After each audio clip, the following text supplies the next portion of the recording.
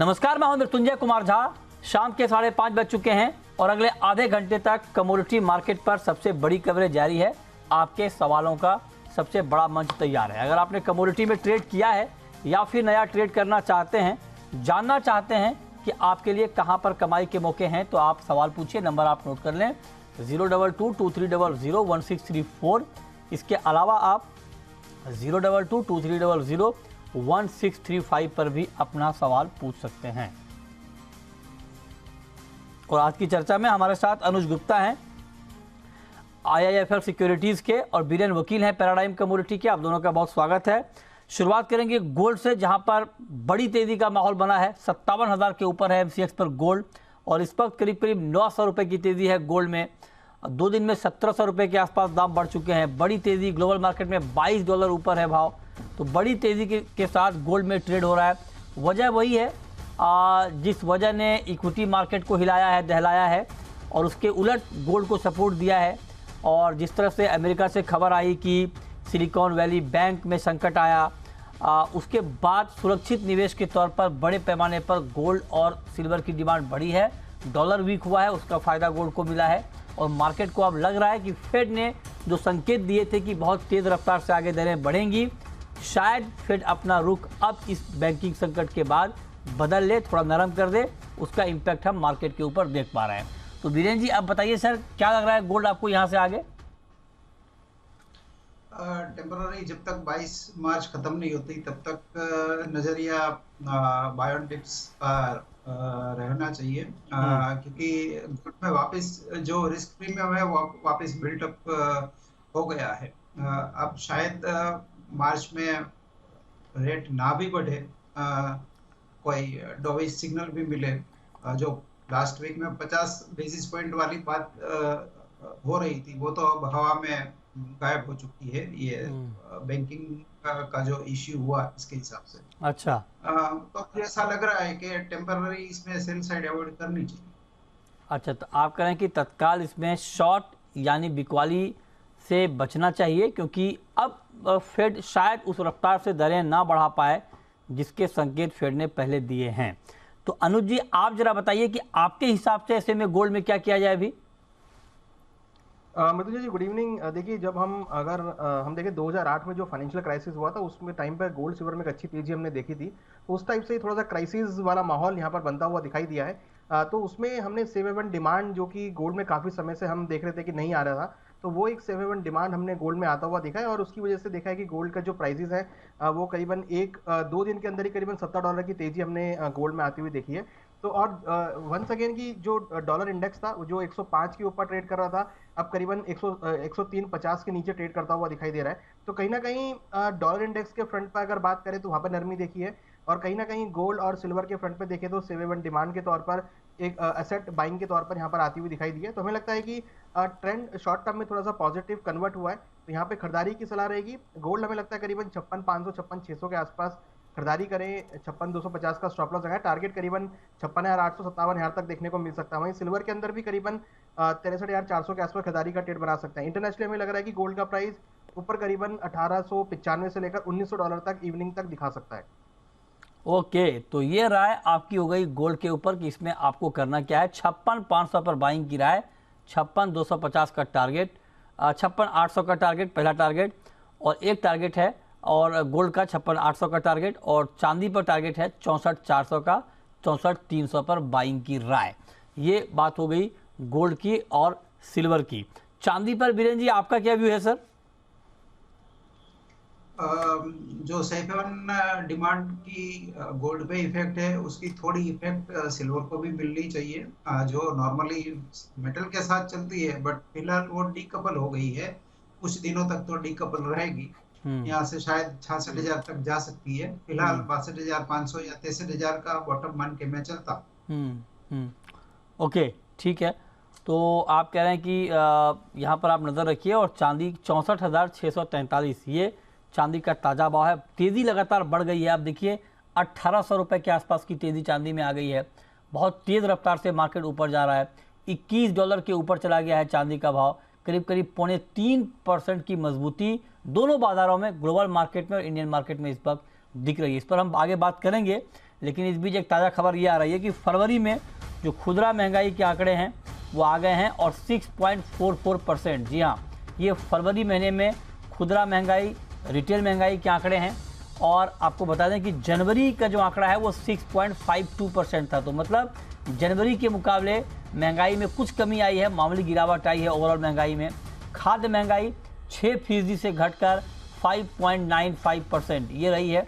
यहाँ पर भी कुछ कमी आई है, हालांकि बहुत ज़्यादा नहीं घटी है, मामूली गिरावट ही आप कहेंगे महंगाई में। और इस पर बात करने के लिए हमारे साथ सुदर्शन भट्टाचार्य जी हैं, इकोनॉमिस्ट हैं। आपका बहुत बहुत स्वागत है सर जी बिजनेस पर। ये जो 6.52 के मुकाबले 6.44% के आंकड़े आए हैं रिटेल महंगाई के फरवरी महीने के, इस पर आपका पहला कमेंट क्या होगा? जी, जैसे कि आप देख सकते हैं कि 6.44% है, पिछले महीने 6.52 थे। हालांकि कम हुआ है इन्फ्लेशन, पर फिर भी इन्फ्लेशन कंसेंसस से काफी ज्यादा है। कंसेंसस था 6.35 के आसपास, तो 6.44 तो उससे 10-12 बेसिस पॉइंट ज्यादा ही है। तो जैसे कि आप देख सकते हैं कि पर्टिकुलरली जो प्राइसेस है, फूड प्राइसेस है, बेसिकली लाइक सीरियल प्राइसेस, जो मतलब चावल और व्हीट बेसिकली उनके प्राइसेस है, पर्टिकुलरली जो राइस प्राइसेस है वो इंक्रीज हुए फरवरी महीने के। हालांकि व्हीट प्राइसेस जो है वो लगभग सेम लेवल पे रहे हैं, क्योंकि गवर्नमेंट इंटरवेंशन था इसमें, ओपन मार्केट सेल था ऑन एन एग्रेसिव बेसिस, तो उसके वजह से व्हीट स्टेबल रहा है। और दूसरा आप देखिए कि जो अदर कंपोनेंट है फूड में, जो मिल्क है, बेसिकली मिल्क बास्केट में भी थोड़ा सा बढ़ोतरी आई है। काफी सारे कंपनीज ने अभी एक्चुअली प्रोसेस्ड मिल्क इंक्रीज किया इस महीने में, तो जिसके चलते आप इसमें भी इंक्रीज देख सकते हैं। फिर आप देखिए जो प्रोटीन रिच कमोडिटीज है, पर्टिकुलरली मीट एंड फिश, तो उसमें भी थोड़ा एक्चुअली बढ़ोतरी दिख सकती है, और जिसके चलते ये फूड इन्फ्लेशन पे इम्पैक्ट किया। और दूसरा आप देखिए कि स्पाइसेस, जो स्पाइसेस होते हैं वो भी एलिवेटेड थे एक्चुअली, और इस महीने भी एलिवेटेड रहने की संभावना है, तो जिसके चलते भी फूड इन्फ्लेशन पे इम्पैक्ट आया रहेगा। तो ओवरऑल आप देख सकते हैं कि फूड इन्फ्लेशन ही ज्यादा है, और इसके जो ड्राइवर्स है, पर फूड इन्फ्लेशन में आप देखेंगे वेजिटेबल जो है, पर्टिकुलरली वेजिटेबल जैसे ऑनियन, पोटैटो और टमाटो, जो 3 इंपॉर्टेंट वेजिटेबल्स है इन द वेजिटेबल बास्केट में, उनमें एक्चुअली जो सिक्वेंशियल रिडक्शन हुआ है, और जिसके चलते प्राइस भी नेगेटिव में ही है, और जो कि एक्चुअली फूड इन्फ्लेशन को थोड़ा सा सूदिंग कर रहा है। अब आप कोर में देखेंगे तो एक्चुअली कोर में क्या हो रहा है कि जो पेंट अप डिमांड था, पर्टिकुलरली सर्विस सेक्टर्स में, जैसे आपके हो गए health care services, then household goods and services, फिर एडुकेशन, फिर अब पर्सनल केयर एंड इफेक्ट्स की बात कर ले। पर्सनल केयर एंड इफेक्ट्स क्या होता है कि जिसमें अभी गोल्ड प्राइसेस वेर एक्चुअली काफी हद तक एलिवेटेड था, और अभी आगे भी इसको ऊपर ही रहने के चांसेस है, तो जिसके चलते आप रहेंगे। पर ट्रांसपोर्ट एंड कम्युनिकेशन, जो कि एक बड़ा हिस्सा होता है कोर इन्फ्लेशन का, हाँ, तो उसमें आप देखिए कि वो लगभग सेम लेवल पे ही रहेगा, क्योंकि वो तो oil marketing companies retail prices of petrol control करते हैं, और लगभग वो सेम रहा है। हाँ, ठीक है। लेकिन मैं अगर आपसे आगे के लिए पूछूं सुदर्शन जी, ये तो ठीक है, हालांकि आप देखें तो फरवरी के महीने में जो गिरावट आई है वो मामूली है, और लास्ट ईयर अगर आप कंपेयर करें फरवरी से तो उसके मुकाबले भी ज़्यादा ही है। लास्ट ईयर फरवरी में 6.07% था, तो उसके मुकाबले ये ऊपर ही है, और 3 महीने के आसपास ही आप कह सकते हैं कि घूमता हुआ ये महंगाई का आंकड़ा दिख रहा है। लेकिन मैं आपसे जानना चाहता हूँ कि अब मार्च महीने के जब आंकड़े आएंगे महंगाई के, तो आगे के लिए आप क्या उम्मीद कर रहे हैं? क्या इसमें कुछ और गिरावट हम देखेंगे, या आपको लगता है कि कोई बड़ी गिरावट की संभावना अभी महंगाई में नहीं है? जी, मार्च महीने में क्या होने वाला है एक्चुअली, देखिए जो आपने पिछले साल की बात की, तो आप अगर मार्च के महीने से देखेंगे तो इन्फ्लेशन एक्चुअली काफी एलिवेटेड होता है मार्च के महीने से, तो पिछले साल का तो जो बेस इफेक्ट है वो इम्पैक्ट करेगा, तो थोड़ा सा वो एक्चुअली इन्फ्लेशन को नीचे लाने में हेल्प करेगा इस साल के मार्च में, क्योंकि पिछले साल का मार्च में इन्फ्लेशन ज्यादा था। तो ये एक बात है। और दूसरी बात ये है कि जो अभी जो रबी सोइंग हुआ है हाल ही में, एक्चुअली वो भी काफी हद तक अच्छे ही थे, और जैसे कि मैं आपको बताया कि ये वेजिटेबल प्राइसेस का मोमेंटम एक्चुअली थोड़ा कम, ये नेगेटिव में ही चल रहा है, तो जो कि अच्छी बात है। पर आप देखिए कि कोर इन्फ्लेशन वो तो 6 के ऊपर ही और 6 के आसपास ही रहेगा, उसको तो नीचे आने के अभी चांसेस कम है, क्योंकि जो पास थ्रू होता है एक्चुअली जो डब्ल्यूपीआई अभी कम आया है, पर टिल रिसेंट मंथ्स बहुत हाई हुआ करता था।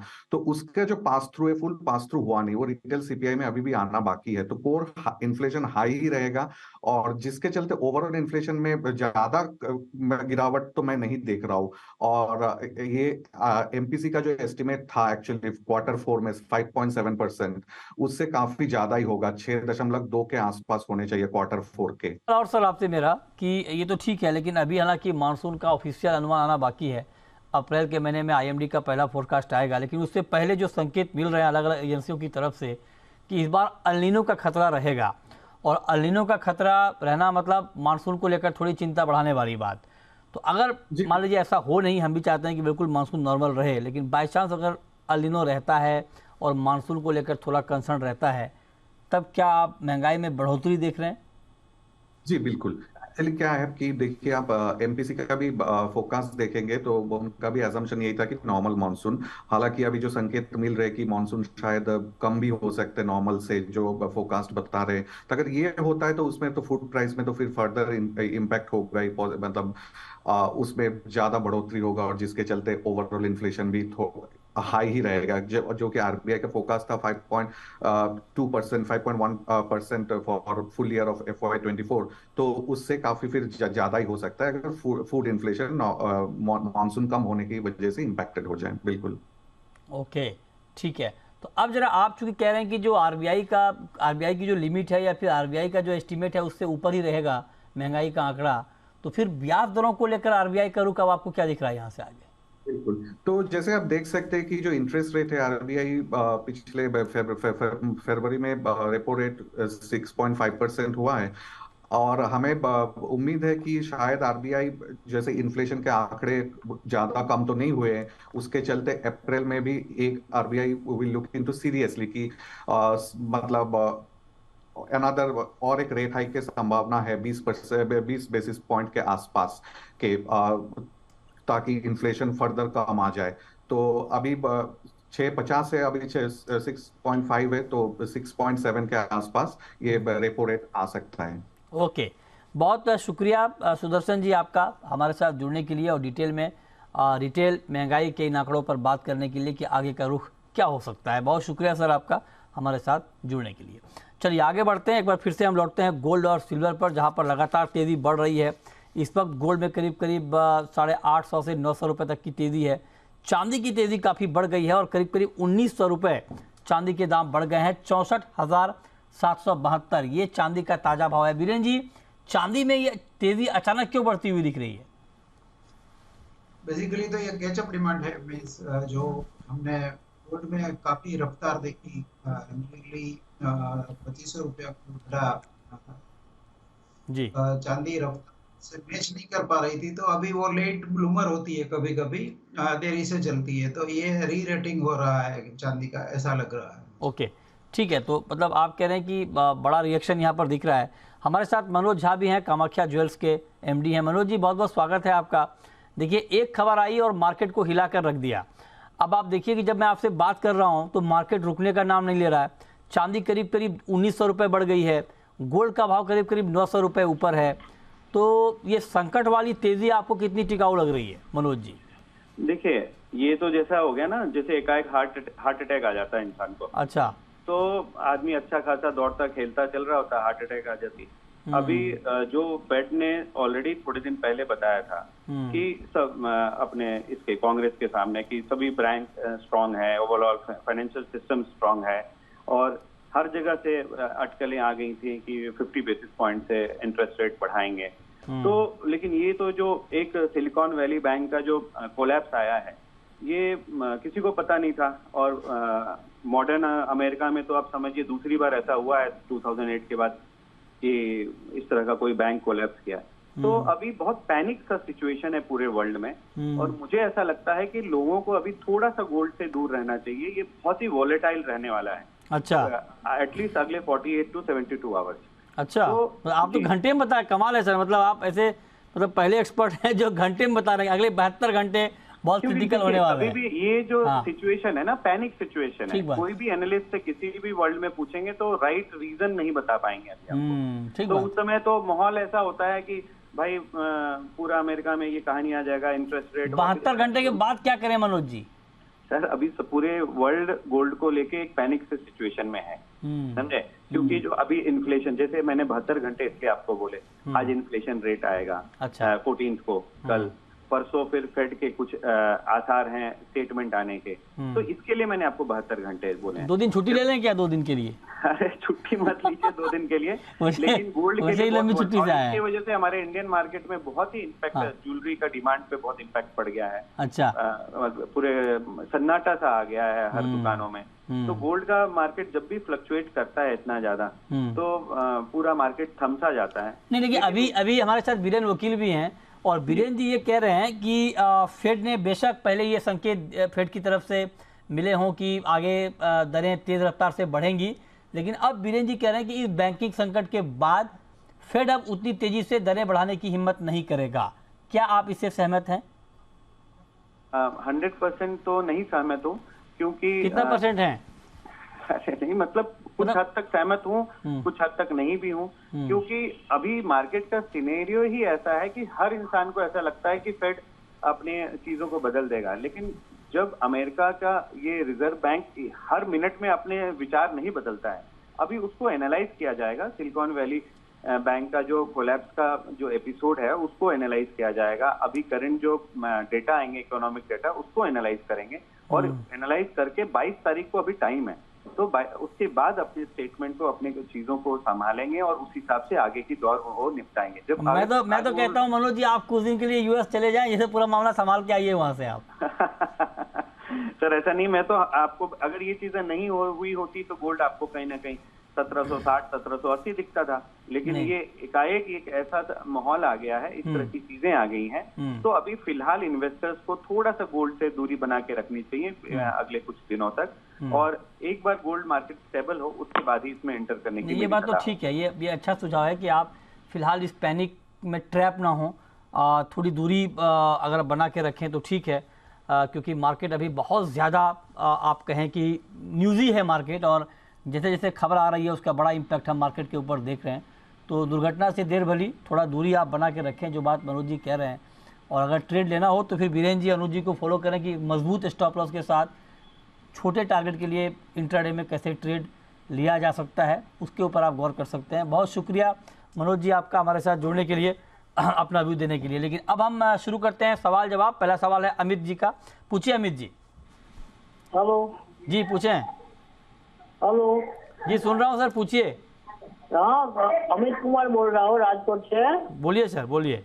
वो कॉटन में कैसा रहेगा अभी? वो कॉटन कपास में मार्केट कैसा रहेगा? इतना अभी भी डाउन जाएगा? कॉटन कपास में मार्केट कैसा रहेगा? वीरेन जी कैसा लगता है मार्केट आपको कॉटन में, कपास में? इंडियन मार्केट थोड़ा डाउन जाना चाहिए। अभी जो 61,500 चल रहा है, यहाँ से करीबन 1,500 रुपया, 60,000 जाना चाहिए, कि अराइवल और गर्मी बढ़ रही है इसलिए। ठीक है, तो ये राय आपकी हो गई कॉटन पर, इस पर आप नजर रखिए। और आज एमसीएक्स पर कॉटन का भाव 340 रुपए गिरकर बंद हुआ है, 61,560 के स्तर पर बंद हुआ है। इस पर आप नज़र बनाकर चल सकते हैं। लेकिन अब आपको ये बताते हैं कि इस वक्त जैसे कि एक्शन हमने आपको बताया कि बुलियन में है, सोने और चांदी की तेज़ी लगातार बढ़ रही है, लेकिन कच्चा तेल आप देखिए बहुत ज़ोरदार तरीके से नीचे आया है, ज़बरदस्त गिरावट इस पर क्रूड में। ब्रेंट का भाव 80 के नीचे आ गया है। नैमेक्स क्रूड आप देखिए बहुत तेज़ी से नीचे आया है, 74 के नीचे। और एमसीएक्स पर कच्चा तेल 4.5% से ज़्यादा गिर चुका है। तो बड़ी गिरावट के साथ इस वक्त क्रूड में ट्रेड हो रहा है, ज़बरदस्त गिरावट आ गई है और अचानक मार्केट को झटका। अनुज जी क्या हो गया अचानक, इतना पैनिक क्यों क्रूड के मार्केट में, इतनी तेज गिरावट क्यों? देखिए डिमांड कंसर्न तो क्रूड में था ही, और इस पैनिक के आने की वजह से मॉर्निंग में हालांकि मार्केट फ्लैट था, बट उसके बाद एक गिरावट आती हुई दिखाई दी, क्योंकि जिस तरीके से इक्विटी मार्केट में सेल ऑफ देखने को मिला, यूरोपियन बैंक्स के अंदर भी कुछ इशू देखे गए। तो कहीं ना कहीं एक डिमांड पर्सपेक्टिव जो था, जो पहले से ही वीक था, यहाँ पर और एक डेंट लगता हुआ दिखाई दिया है। तो मुझे लगता है कि उसकी वजह से हमने देखा है कि क्रूड का प्राइस जो है अब कॉन्ट्रैक्ट लो पर आता हुआ दिखाई दिया है। तो कहीं ना कहीं एक सेलिंग प्रेशर जो है क्रूड में एक्टिव हुआ है। मुझे लगता है कि अभी और क्रूड के अंदर जो गिरावट है वो यहाँ पे गहरा सकती है, और हमें लगता है कि नीचे 5900 तक के लेवल आपको जल्दी ही क्रूड में देखने को मिलेंगे। ओके वीरेन जी, आपका व्यू सर कच्चे तेल पर? टेक्निकली मार्केट कमजोर है, मैं इतना कमजोर मानता नहीं था, बट अभी मैं समझता हूँ कि ये डॉलर की मंदी के बावजूद भी क्रूड इतना गिरा, तो यहाँ से इंटरनल कमजोरी काफी है, ऐसा मान सकते हैं। मैं भी कि ये स्टॉप लॉस फिगर हुए होंगे रिटेल साइड के, और थोड़ा कुछ अल्गो का भी कमाल होगा। क्रूड में तो, क्रूड के लिए अच्छी खबर तो ये आई थी सर कि डॉलर वीक हुआ था, उसका फायदा मिलता हुआ आज इनफैक्ट आज ही सुबह में क्रूड अप था और चाइना से डिमांड बढ़ने की बात हो रही थी। अचानक क्या हो गया कि मतलब मार्केट में इतनी बड़ी घबराहट वीरेन जी कच्चे तेल में? मैं वही बता रहा हूँ, लास्ट वीक में भी मैंने कहा था कि इंटरेस्ट रेट इतने शार्प बढ़ने के बाद भी गोल्ड गिरा नहीं है, तो ये डीकपलिंग जो जिसको बोलते हैं, तो इसी तरह डॉलर इंडेक्स क्रैश होते हुए क्रूड बढ़ना चाहिए, बट बढ़ा नहीं है। तो ये पैनिक में तो क्या है कि एक बार शूट फर्स्ट आस्क लेटर वाली बात है कि एक बार तो जो भी हाथ में है उसको फेंक दो, बाद में सोचेंगे क्यों फेंका। अच्छा, कमाल बात है, बताइए। अच्छा, तो आप एक बार आपको फिर से सारे जो क्रूड हैं हमारे उसका रेट आपको बता दें। ब्रेंट क्रूड आप देखिए इस वक्त बहुत तेजी से नीचे आ रहा है, करीब 5% नीचे, जी हाँ, 78-79 डॉलर के नीचे आ चुका है ब्रेंट क्रूड, और 5% से ज़्यादा की गिरावट ब्रेंट में आ चुकी है। इसके अलावा आप देखें नाइमेक्स क्रूड 4.5% से ज़्यादा टूटा है और 73 डॉलर के करीब पहुंच चुका है। MCX पर कच्चा तेल 5% से ज़्यादा गिरकर 6000 के नीचे इस वक्त आ गया है। तो बड़ा कोहराम एनर्जी मार्केट में इस वक्त दिख रहा है, ज़बरदस्त गिरावट की तरफ कच्चा तेल बढ़ रहा है। अनुज जी, कुछ न्यूज़ आपको मिल पा रही है क्या, कोई खबर इस गिरावट के पीछे की क्रूड में? देखिए न्यूज़ अभी तक तो ऐसा अपडेट नहीं आया, बट जहाँ तक मैं समझ रहा हूँ कि पूरे एक सेल ऑफ देखने को, अगर आप बेस मेटल की तरफ देखेंगे तो वहाँ भी एक सेल ऑफ आता हुआ दिख रहा है। तो सिर्फ गोल्ड सिल्वर है जो ऊपर की तरफ ट्रेड कर रहा है, अदरवाइज आप देखेंगे बेस मेटल में भी सेल ऑफ दिख रहा है, क्रूड के अंदर भी सेल ऑफ आता हुआ दिख रहा है। तो ओवरऑल अगर आप देखेंगे तो पूरे ही ग्लोबल मार्केट के अंदर सभी एसेट क्लास में एक जो गिरावट है वो यहाँ पर आती हुई दिख रही है। ओके, ठीक है। तो आप कह रहे हैं कि मार्केट में एक पैनिक है, घबराहट का माहौल है, और उसका बड़ा इम्पैक्ट हम इस वक्त मार्केट के ऊपर देख रहे हैं। बहुत तेज़ गिरावट मार्केट में इस वक्त दिख रही है, अचानक मार्केट में पैनिक सेलिंग आई है और इस पर हमारी नज़र बनी हुई है। लेकिन इस बीच हर्षल जुड़ रहे हैं हमारे साथ, सवाल पूछना चाहते हैं। पूछिए हर्षल। हेलो जी, पूछें। हाँ सर, मेरा एक्चुअली ना मैंने गोल्ड सेल किया था 55,900 में 3 लॉट। 55,900 पे? 55,900 पे मैंने 2 लॉट लिए थे, और एक मैंने, हेलो, हाँ सुन रहा हूँ। हाँ, मैंने ना 55,900 में 2 लॉट लिए थे और 5600 में एक लॉट लिया था। ओके, तो आपने बाई किया था, सेल किया था? सेल किया था सर। अभी क्या होल्ड करना है? ठीक है, 55,900 पर 2 लॉट सेल किया, 56,000 पर 2 लॉट सेल किया, एक लॉट सेल किया। तो अनुज जी, क्या सुझाव आपका इनके लिए? देखिए, मुझे लगता है कि अभी तो जो ट्रेंड है वो ऊपर की तरफ है। मेरे हिसाब से तो उनके एक बार निकल जाना चाहिए, क्योंकि जिस तरह का सेल ऑफ है, वो जिस तरह की बढ़ोतरी हमने गोल्ड में देखी है वो यहाँ पर थोड़ा सस्टेन लग रही है।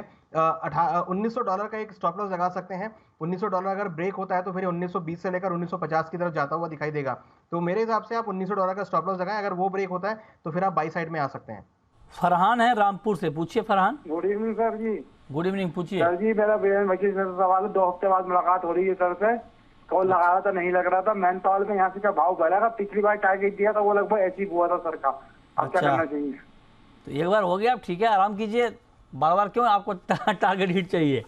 जल्दी जल्दी पैसा तक वहाँ नहीं होता ना। अच्छा, ठीक है, बताइए वीरेन जी, आपके बहुत बड़े फैन हैं ये, और आपने जो टारगेट बताया वो हिट हो गया था। अब अगला टारगेट बताइए मेंथा में।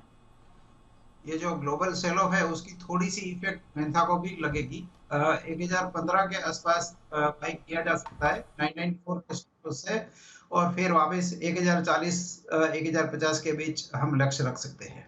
ठीक है, 1040 1050 के बीच आप करें कि लक्ष्य आप रख सकते हैं। बहुत शुक्रिया वीरेन जी आपका, अनुज जी आपका हमारे साथ जुड़ने के लिए। मार्केट में बड़ा एक्शन है, जी बिजनेस के साथ बने रहें, जो भी अपडेट होगा हम आप तक पहुंचाते रहेंगे। तो फिलहाल इस शो में इतना ही।